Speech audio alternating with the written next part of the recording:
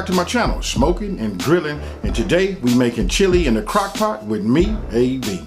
Now listen, you guys have been following me, know, I'm gonna start off by saying, listen, I'm trying to take the mystery out of this cooking. And listen, so if you know what, if we making chili, or we watch people make chili, or we had people make chili, better yet, when you get chili and it get brought out to you, I know when we looking at that, we smelling the aroma and we looking at all the ingredients in there, you know what we thinking, we might not even think, but maybe subconsciously we thinking to ourselves, you know what, that was a lot that went in that, especially when it's good. But here in this video, I'm getting ready to show you guys just how easy it is to do. You know what, the main thing is, listen, this is really, really important. What makes cooking hard, and this is for me, and maybe this will help you guys. Listen, I get my bowls, I have my recipe, and I line out all my ingredients and I dump them in all my bowls. And especially when we're using a crock pot, listen, how easy is that? When you're using a crock pot, you just put the ingredients in, you turn it on for the time it's supposed to cook, and boom, you know, it comes out great. So remember, listen, that's a pro tip.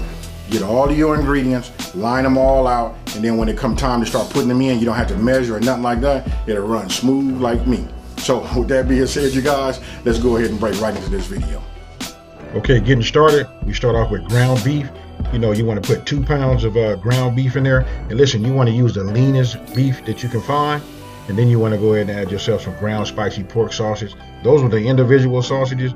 I just broke them out of the casing and just squeezed out the ingredients, and that was it. So what you're seeing right here is, listen, you want to keep mixing it. You want to mix your pork and your ground beef together. And then right here we have celery and bell peppers. That's 1 cup each. So there you can see how I chopped up the celery, and that's how I diced up the bell peppers. So you know what, this is like a really easy recipe. And one thing I will tell you, you're gonna do a lot of mixing.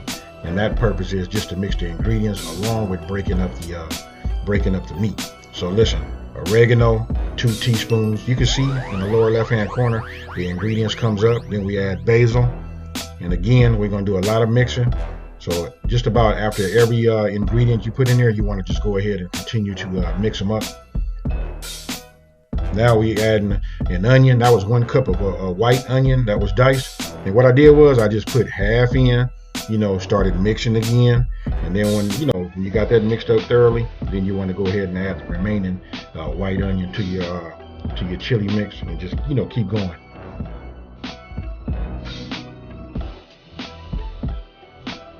Now you want to add your cumin, and then you want to add your paprika. And when I added my paprika, I only added half of the paprika in, and then I went ahead and mixed it some more, and then I added the remainder.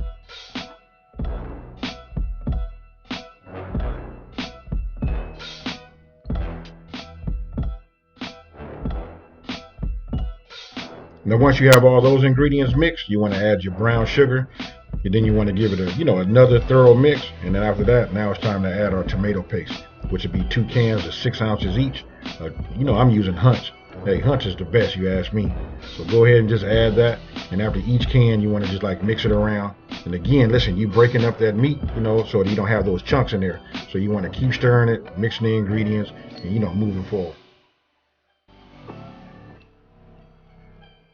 Just as a reminder, the full recipe with quantities will be left down in the description box below.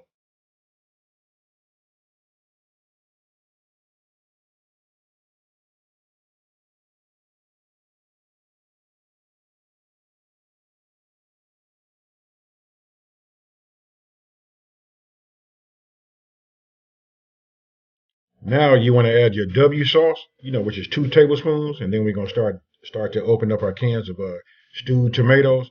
And by now you should be able to have that aroma. It should be like traveling throughout your house already, and we haven't even put no heat to it.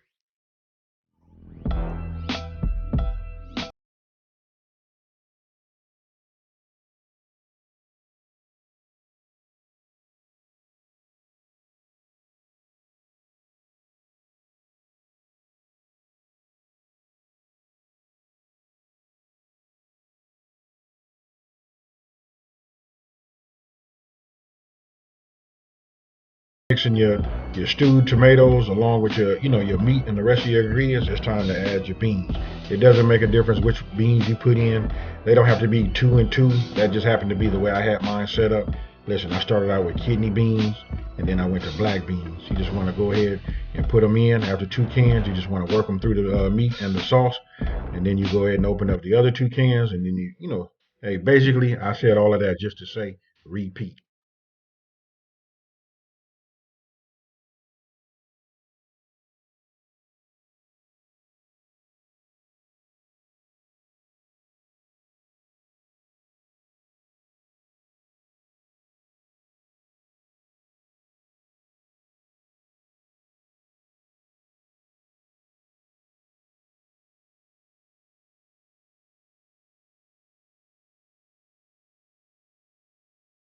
And after you're done mixing your beans with the rest of your ingredients, you want to go ahead and add 3 bouillon cubes, and these are beef bouillon cubes.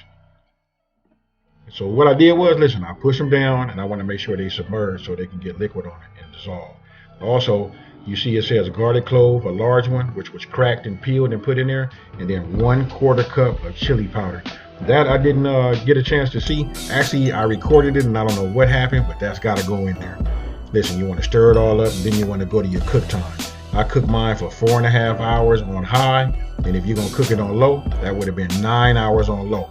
To be honest with you, I'm going to say 9 to 10 hours on low, 4.5 to 5 hours on, listen, it's 4.5 to 5 hours on high. Once your timer goes off and it's complete, this is what it looks like after 4.5 hours in this particular crock pot. It's unstirred, untouched, but that's what it looks like. I'm getting ready to stir it up, and then I'm gonna go ahead and put it in the bowl. I'm gonna add a little cheese. I'm gonna put some sour cream on the top, and I'm gonna use some green onion for garnish. And that's what it looks like right there, folks. I can tell you this, the flavor profile on this is amazing. So tell me what you guys think about that there. Did you guys already know that it was just that easy to go ahead and make yourself some homemade chili? Listen, it's all in the ingredients. You know what? We didn't have to use no chili pack. Listen, if you use this recipe, you know what? I done already did my research. You know what? I don't even want to take the credit for it. My mama did the research. That was really probably handed down from my granny. You know what I mean? They roots, they coming from Texas. You know, that's where it come from. So if you guys want to know, listen, so they figured it out. You know what I mean? It's just been passed down to myself. No need to buy no pack. Follow this recipe down to the T, and listen, you'll have a great tasting homemade, chili. Did you know it was that easy to make homemade chili? If you did or you didn't, go ahead and leave a comment down in the comment section below and let me know, what you think, just how easy it is. I hope you guys can see it. Can't really like tilt it, you know what, but I'll go ahead and show you the consistency of it. Look at that there. You can see the heat. Oh man, this right here is good. Only thing you guys don't see is that, that homemade cornbread. I'm gonna go ahead and leave a link up here somewhere up this way. You'll be able to see. That's how I make my cornbread. And you know what? Next time I'm gonna have it. So with that being said, listen, if you're new to my channel, let me go ahead and just welcome you to my channel. Hey, thank you for watching. Don't forget to subscribe, like, share the video with everybody. And don't forget, in this channel right here, we taking the mystery out of cooking. And with that being said, you guys, I'm out.